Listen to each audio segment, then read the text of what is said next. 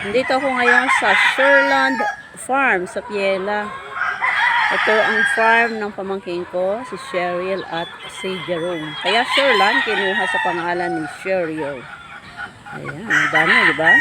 Dati hindi ganitong karami to. Mga 100 plus. Pero ngayon, sabi, nasa 300 plus na ang kanilang dito.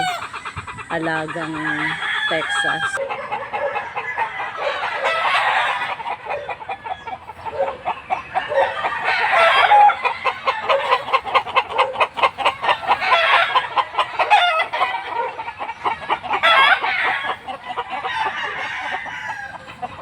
Ito naman ang mga babae. Dami, oh. Kita na sila ay high station.